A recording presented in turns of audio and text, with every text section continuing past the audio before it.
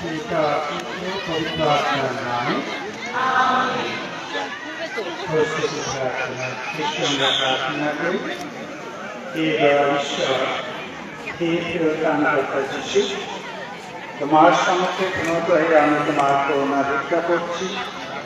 তুমি আমার উপর অসীম দয়া করেছ, কিন্তু পাপ করে আমি তোমার দুঃখ ভোগ ও যন্ত্রণার কারণ হয়েছি। এই জন্য আমি অত্যন্ত দুঃখিত। তবু আমি এখন বুঝেছি যে তোমাকে অসন্তুষ্ট করাচ্ছি আমার মৃত্যুই ভালো। তবু বর্দাও যেন তোমার যত্নভাবের কথা ধ্যান করে আমি পাপ ত্যাগ